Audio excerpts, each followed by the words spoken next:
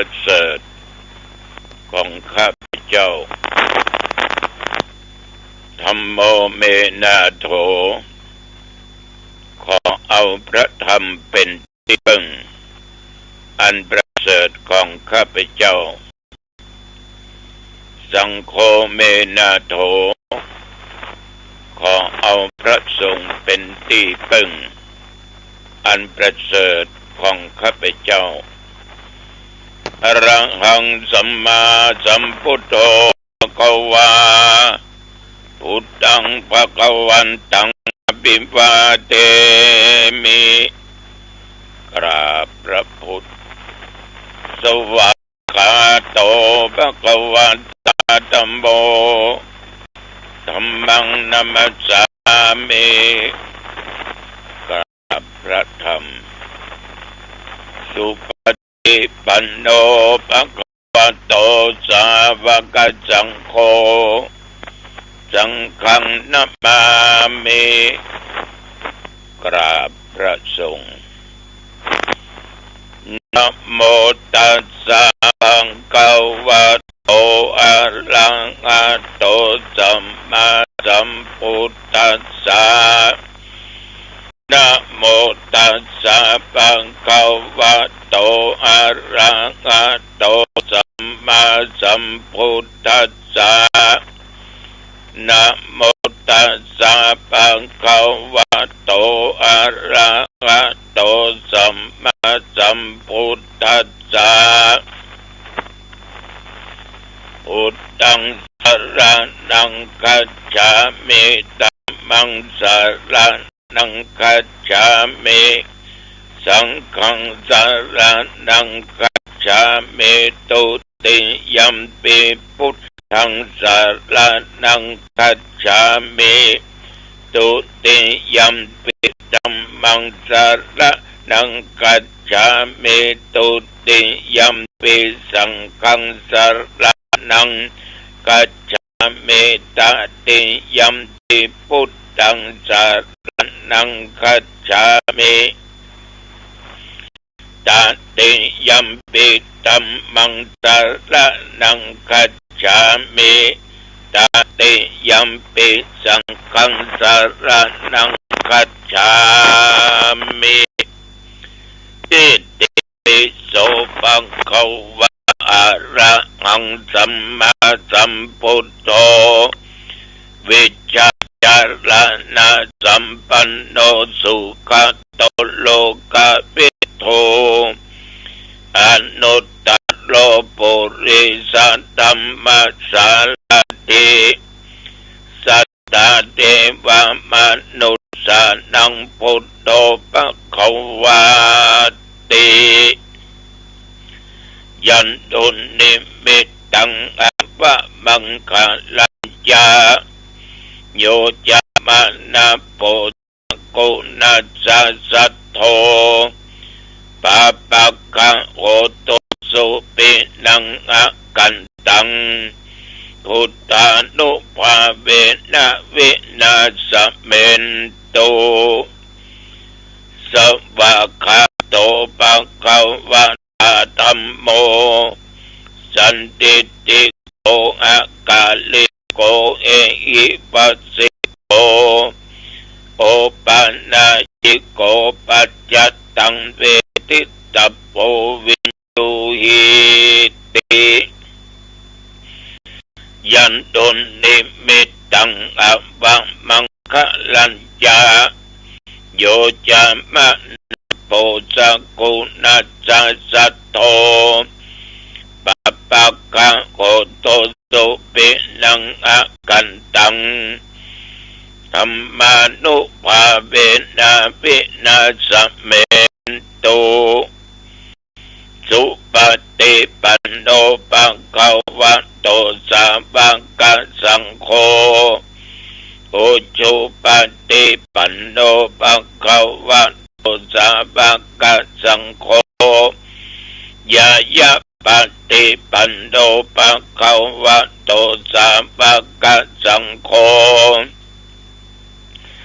สามิจิปฏิปันโนภะคะวะโตสาว กสังโฆ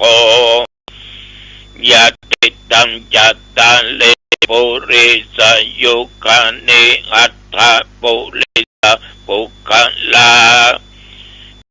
สะบังขาวะโตสะบังกสังโฆอาหุนายโยปะหุนายโยตักขินายโยอัญชลิกรณิโยอนุตตลังปุญญเกตังโลกัสสติยันตุนมิตังอวะมังคะลัญจาโยจัมมานาโพสกุณสัสสะโตปะปะกะโหโตโสปิตังอะกันตังสังฆานุภาเวนะวินาสเมนโตยะโตหังปังกินิอะริยยะชาติยะชาโตนาปิชานาเมสัญจิจาปันนังชีวิตาโวโรเปตาเตนะสัจเจนะโสติเตโอโตโสติขัพพัสสะโพจังโคสัตติสังฆโตธัมมันังวิจัยโยตัทธาวิริยัมปิติปัสสติโพจังคาจัตตถาปะเรสัมมาทุเปกะโพจังคาสัตติเตสัพพทักษินา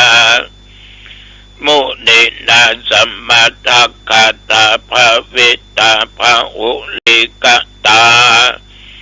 สังวัตันติอภิญญาญาณิพพานายะจโพธิยาเอเตนะสัจจวัชเชนะโสติเตโหตุสัพพท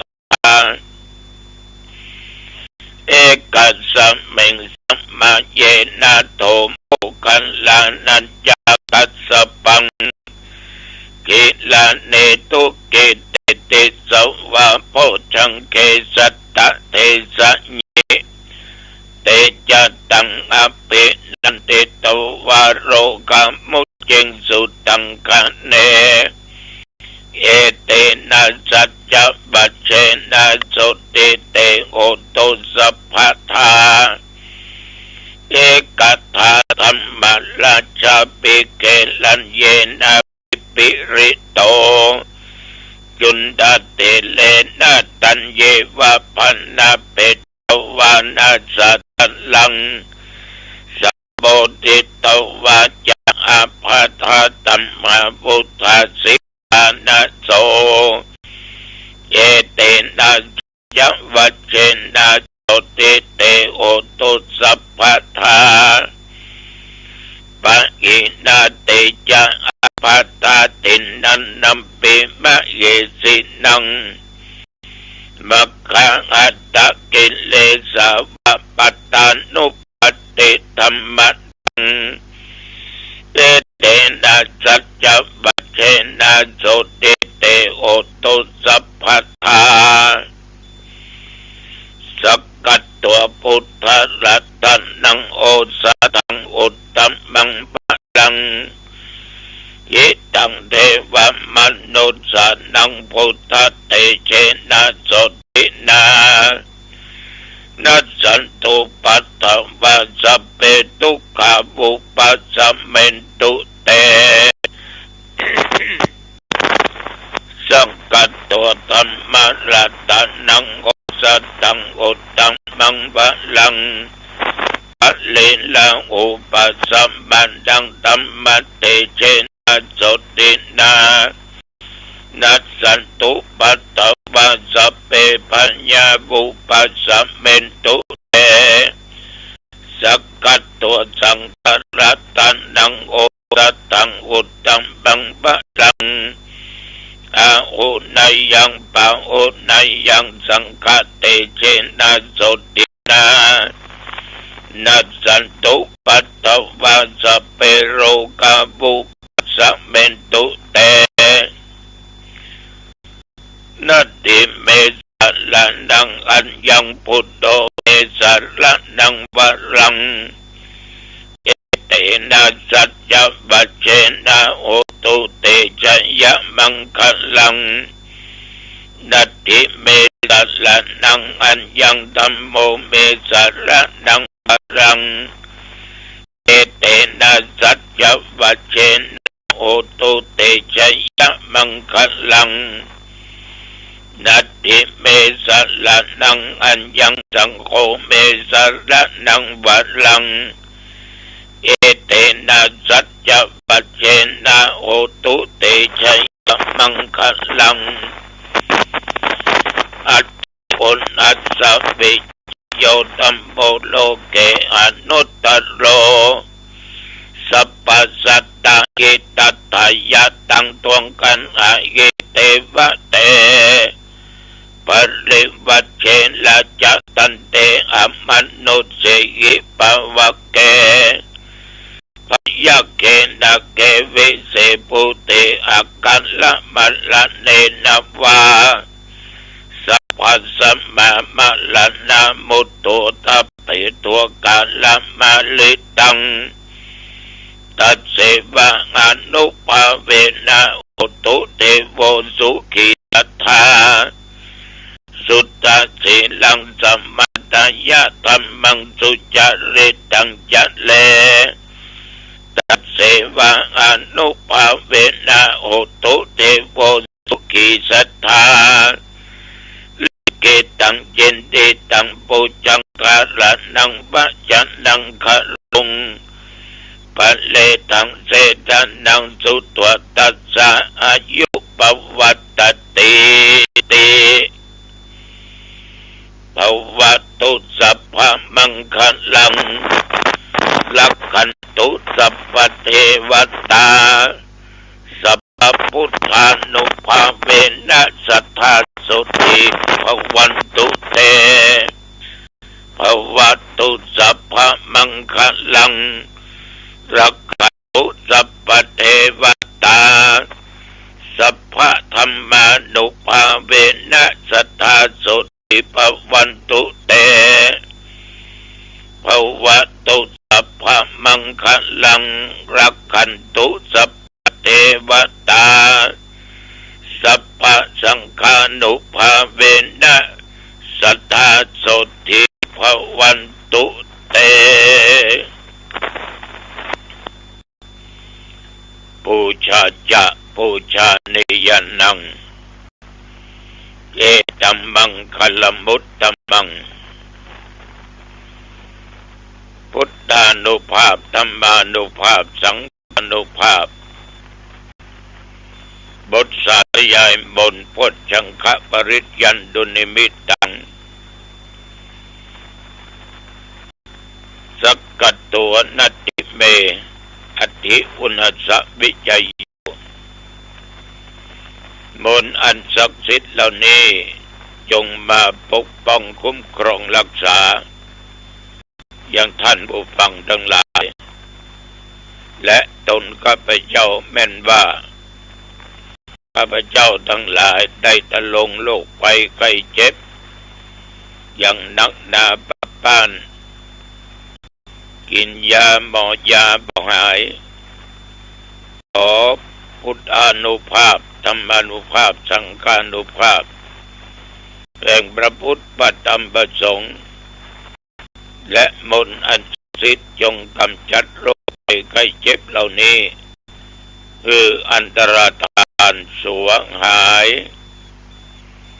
มีความสุขกายสบายใจแม้นว่าเดินทางไปเหนือใกล้ตกออกใกล้ๆไปมีโชคมามีใจปราศจากอุทกภัยบาตภัยอัคคีภัยอุบัติภัยและโรคภัยอย่าได้เกิดมีมาอย่าได้มาใกล้มากายทุกคนมีความสุขกายสบายใจจำเริญโดยสติปัญญาตั้งตัวตนอยู่ในความประมาทแม้นว่าญาติโยมทำการค้าการขายการเกษตรการงานประชุมค้าแม่นขายมาเจริญในหน้าที่ยิ่งขึ้นไป ยุวันโนสุขังพลังกรมอุตุได้ประกาศบอกตักเตือนทุกวันว่าที่นั่นจะมีฝนตกถ้าอันเปอร์เซ็นต์ก็แสดงว่าก็ต้องระมัดระวังเพราะสิ่งเหล่านี้มันมีควนลอยม่องล่องไปทางใดก็ได้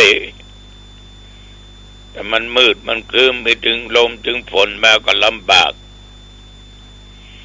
กันว่าดีกว่าแก้แต่มันแย่จะแก้ไขไม่ทันนับตั้งแต่ว่ามาจนถึงปัจจุบัน24 ชั่วโมงโยมก็โชคดีอาตมาก็มีบุญเราผ่านกันมาอีก24 ชั่วโมง1 วันและต้องผ่านต่อไปนานเท่านาน120 ปีแต่ว่านี่ฉันเจ้าแล้วก็ไม่ได้ออกวัดไปไหนโอ้ยอยู่วัดกินข้าวตอนแล้วก็อยู่วัดแล้วก็พักผ่อนจนมาถึงตราบปัจจุบันนี้ตะกี้ตั้งภาษิตว่าปูชาจะปูชายานังเอตัมมังคลมุตตมังการบูชาสิ่งที่ควรบูชาเป็นมงคลอย่างยิ่งในนี้ญาติโยมท่านทั้งหลายมักจะได้ไปทำบุญทานเทียนทานหลอดไฟทานนั้นทานนี้ตามวัดตามว่าบางท่านก็ไปทานถึง9 วัดบางท่านก็ไปตั้งอำเภอตั้งจังหวัดตากันไปการบูชานั้นญาติโยมมันเกิดบุญนักเกิดบุญหลายเพราะศรัทธามีศรัทธาคือความเชื่อเป็นเบื้องต้นต้องการเพื่อเกิดแสงสว่างกำจัดความมืดเพื่อเป็นการบูชาพระพุทธพระธรรมพระสงฆ์จึงนิยมเอาเทียนไปทานกันเมื่อตะวันวานนี้เช่นเดียวกันโยมบิ๊กคุณมุนน้ายบ้านบกครกน้อยเขาคุณจิตรกรเมืองมุนคุณจันทราคำวิบรบ้านบกครกน้อยตลอดจนคุณยมพงษ์นเด่นใจพรหมมาคุณสมพรใบโยพร้อมกับลูกหลานเหลนอันนี้อยู่บ้านตั้งเชียงแสนหนองตองเนี่ยจะนำเอาเทียนมาถวาย2 เล่มโภชนะอาหารน้ำดื่มของฉันสมาก็ต้องขอนุโมทนาเป็นอย่างมากในน้ำจิตใจของญาติของโยมเมื่อถึงกาลใกล้เข้าพรรษาญาติโยมหน่วยงานองค์กรต่างๆก็นำเทียนนั้นไปทานที่วัดนั้นวัดนี้เพราะเกิดศรัทธาคือความเชื่อเปิดกัจจปัสสะทะความเลื่อมใสความเลื่อมใสในพระรัตนตรัยก็จึงได้ถวายเทียนเพื่อบูชาแสงแห่งเทียนนั้นญาติโยมกำจัดความมืดบางท่านก็ทานหลอดไฟใส่ปลั๊กใส่หยังเวลาเปิดก็ กำจัดความมืดคนเรานี้ยอมทั้งหลายความมืดภายนอกมันก็สำคัญยิ่งถ้าเรามีแสงสว่างก็สามารถที่จะทำอย่างใดก็สามารถจะไปที่ได้เมื่อเราจุดไฟเป็นแสงสว่างสามารถนำทางได้ถ้าเรานั้นแจ้งใส่อยู่อย่างเดิมเอาอ่านหนังสือหนังหาเอาได้หูได้หันว่าอันนั้นเป็นอย่างใดนั้นเป็นไผชื่อจะใดบ้านไหนหูได้เพราะอาศัยแสงสว่างของพระอาทิตย์ของไฟที่เขาจุดที่เขาเปิดแต่ว่าโยมไปบูชาเอาเทียนไปตานบูชานั้นเอานึกถึงพระพุทธเจ้าเอากระบูชาคุณแห่งพระพุทธบูชาคุณแห่งพระธรรมคือคำสอนตัวนี้คือตัวสำคัญบูชาภายนอกแล้วเอาบูชาภายในอามิสบูชาด้วยวัตถุสิ่งของปฏิบูชาด้วยการปฏิบัติตามแนวคำสอนขององค์สมเด็จพระสัมมาสัมพุทธเจ้าเหมือนญาติตั้งอยู่ในศีลอยู่ในธรรมเอาธรรมะไปปฏิบัติโยมไปทานอันนั้นอันนี้ก็เป็นการปฏิบัติธรรมจาคะคือการเสียสละการแบ่งปันทานะคือการให้เอาไปทานเตียนทานวัตถุ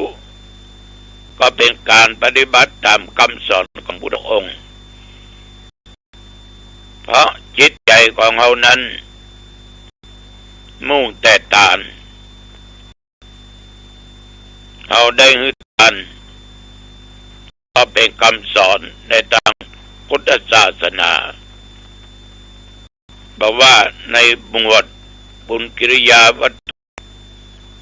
3อย่างทานศีลภาวนากำจัดความตนีขี้เหนียวเพราะความตนีขี้เหนียวนั้นเป็นตัวกิเลสมีความโลภมีความอยากเมื่อมีกิเลสคือความโลภความอยาก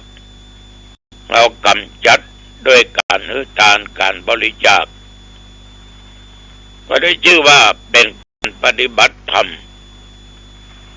ปฏิบูชา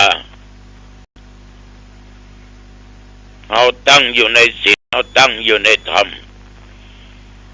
ถ้าจิตใจของโยมนั้นไม่มีธรรมะบ่สามารถเสียสละได้บางคนมีแต่บ่สามารถทำได้บางคนเพียงแต่อู้ว่ากทานไปอย่างไปมีความหมายอย่างความหมายไม่มีอยู่ที่จิตใจของคนทำคนที่เป็นทำแล้วสุขกายสุขใจสุขกายไปหน้าอิ่มเอิบออกมาทางด้านจิตใจใจเป็นผู้กำจัดตัวกิเลสท่านทั้งหลายฉะนั้นนี่ก็เป็นการปฏิบัติตามธรรมอย่างน้อยเอาได้กำจัดความชั่วความมืดในด้านจิตใจกิเลสนี้ทำให้จิตใจมืดบอดความโลภความโกรธความหลงนี่ปฏิบัติยิ่งไปกว่านั้นมีจิตตั้งมั่นเป็นสมาธิ ามสติปัฏฐานสี่กายเวทนาจิตธรรมดังนั้นการอุทานเป็นการเริ่มต้นพระพุทธเจ้าปางเมื่อเป็นเวสสันดรนั้นได้กำจัดความนี่ความขี้เหนียวความโลภทานช้างเผือกแก้วมงคลทานม้าเทียมราชรถทานราชรถทานเข้ากล่องเงินทองเจ้าแหวงแสนสิ่งแต่อย่าจกผู้คนทุกข์คนยากถ้าเจ้าจะลีกันหาแม้แต่นางบางทีเป็นสีภรรยาก็ยังอึดทานได้ฉะนั้นญาติโยมให้เป็นการปฏิบัติตามพระธรรมฉะนั้นธรรมภาพต้องขออนุโมทนาต่อญาติต่อโยมคุณพงษ์นรินทร์ใจพรหมาคุณสมพรไวยโยตลอดจนคุณโยมพิกุลบุญอ้ายจิตรกรเมืองบุญยันจิลาที่ดำเตียดไปวันนั้นก็ญาติโยมปากกองต้นพึ่งหลายท่านหลายคนที่ไปก็ต้องขออนุโมทนาเป็นอย่างมากขอบุญกุศลต่างๆทุกท่านทุกคนที่ทำนั้นจงเกิดเป็นผลเกิดความสุขถึงจัดนี้จัดอย่าลืมวันที่1 สิงหานี้ที่ศาลาตำบลน้ำแพร่อุบาน้อยอุบาดุงคำพร้อมคณะตาเปิ้นจะได้เจริญพุทธมนต์สวดมนต์สาลูกอุบาเจ้าอินตาอดีตเจ้าวาดอดีตเจ้าคณะตำบลน้ำแพร่7 โมงแมลงจึงขอแจ้งลูกศิษย์ลูกหาท่านที่เคารพบูชาบารมีครูบาอินตานั้นพากันไปเนอะวันที่1 เดือนสิงหาคมที่วัดศาลาวัดพระสิงห์ก็วันที่27 28ทรงน้ำประทาตน้ำสงฆ์พระราชทานเจ้าก็จะไปวันที่28เวลาบ่าย 3 โมงเอาละวันนี้เวลาพอดีอายุวันโตสุขังปัลลังพบกันใหม่โอกาสหน้าเจริญพรสวัสดีครับท่านผู้ฟังที่เคารพการได้ทำคำสอนจากพระครูไพบูลย์เจติยานุรักษ์ด็อกเตอร์วัดโรคโมรีถนนมณีนพรัตน์ตำบลศรีภูมิอำเภอเมืองเชียงใหม่ท่านได้มีธรรมะเมตตากล่าวข้อคิดประจำวันดังนี้เปลี่ยนแปลงจะเปลี่ยนอย่างไรที่จะไปสู่การพ้นทุกข์เนี่ยคือแน่นอนน่ะคนต้องคนเป็นคนเดิมไม่เปลี่ยนแปลงก็ทุกข์อย่างเดิมแต่ถ้าจะเปลี่ยนแปลงอย่างไรนั้นการเปลี่ยนแปลงนำไปสู่การพ้นทุกข์ทำอย่างไรไม่ใช่เปลี่ยนตามอารมณ์ว่าโอ้วันนี้อยากเปลี่ยนพรุ่งนี้ไม่เปลี่ยนอยากจะนอนก็นอนให้เปลี่ยนบ้างไม่เปลี่ยนบ้างไม่ใช่ต้องเปลี่ยนตามถ้าทางพุทธก็ต้องเปลี่ยนตามอริยมรรคมีองค์8เจ้าได้ตรัสไว้เลยทางสายกลางสัมมาทิฏฐิสัมมาสังกัปปะสัมมาวาจาสัมมากัมมันตะสัมมาอาชีวะสัมมาวายามะสัมมาสติสัมมาสมาธินะต้องเปลี่ยนตามมรรคองค์8นี้นะประวัติถ้าไม่รู้ก็ไปดูได้ในพระธรรมจักรวัฏนสูตรพระไตรปิฎกเล่มที่19ข้อ1081นะซึ่งแปลว่าการเปลี่ยนจากความเห็นผิดไปสู่ความเห็นถูกนะเห็นผิดไปสู่ความเห็นถูกเห็นว่าอะไรเห็นว่าทุกข์เกิดจากเหตุไม่ใช่เกิดขึ้นมาลอยๆความทุกข์ทุกอย่างเนี่ยที่ในโลกเนี่ยไม่มีเงินก็เกิดมาจากเหตุนั่นแหละคุณไม่ทำงานคุณจะมีเงินได้ไงคุณมีเงินแต่คุณจ่ายสุรุ่ยสุร่ายคุณก็จบไปเหตุของคุณไม่ดี คุณมีเงินแต่รายจ่ายของคุณมากขึ้นมีลูกเพิ่มมาอีก1 คนเพิ่มมา2 คนแต่คุณยังทำงานเหมือนเดิมมันรายจ่ายมันเพิ่มขึ้นมามากนั่นแหละจะมาชักหน้าไปถึงหลังก็ถูกต้องแล้วเพราะว่าคุณไม่เพิ่มรายรับไหมเพิ่มเท่ารายจ่ายมันเพิ่มขึ้นมามีลูกอีก2 คนมันก็ต้องมีปัญหาในครอบครัวดังนั้นนะเห็นว่าความทุกข์เกิดมาจากเหตุไม่ใช่เกิดจากอะไรที่มันไปเลื่อยคิดเอาไม่ใช่เพราะฉะนั้นเปลี่ยนจากคิดพยาบาทคนอาฆาตแค้นคิดเบียดเบียนคนมาเป็นคิดออกจากกามคิดด้วยเมตตาคิดไม่เบียดเบียนใครอันเนี้ยเปลี่ยนจากพูดตามโทสะพูดตามความโกรธพูดตามปฏิฆะมาพูดเป็นความจริงพูดดีพูดในสิ่งที่เป็นประโยชน์อย่างเนี้ยเปลี่ยนจากทำตามกิเลสเมื่อก่อนอยากได้อะไรก็อยากทำอะไรก็ทำมาเป็นรักษากายวาจาใจให้เรียบให้เป็นสันติสุขให้มีประโยชน์ต่อตนเองและต่อผู้อื่นเปลี่ยนจากปล่อยใจปล่อยตัวปล่อยใจให้เหลวไหลเหลวแหลกมาเป็นผู้ที่มีสติเป็นผู้มีสติรู้กายรู้เวทนารู้จิตรู้ธรรมตามมหาสติปัฏฐาน4อันเนี้ยเมื่อมันเปลี่ยนแปลงจากเดิมไปสู่ความพ้นทุกข์ได้ก็ต้องเปลี่ยนอย่างนี้อย่างที่ว่านี้เปลี่ยนจากความ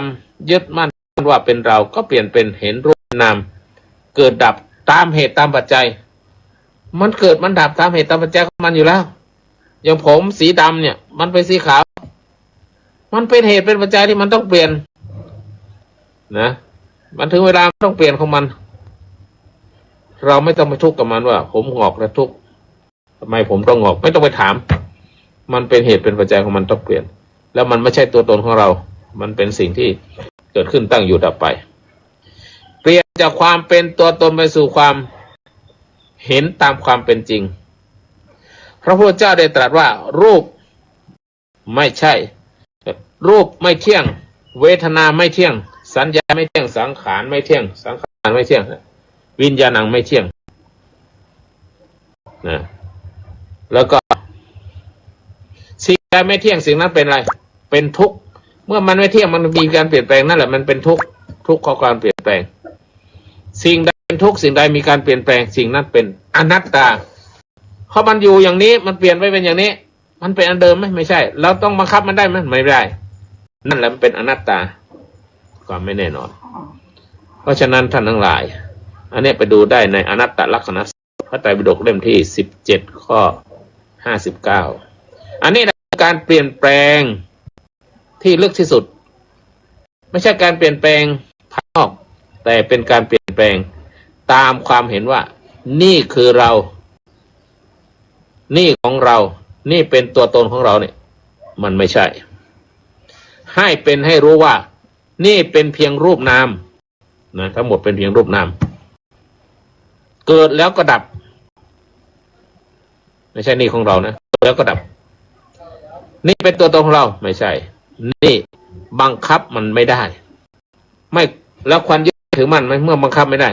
ยึดก็ไม่ได้เปลี่ยนแปลงจะเปลี่ยนอย่างไรที่จะไปสู่การพ้นทุกข์คือแน่นอนน่ะค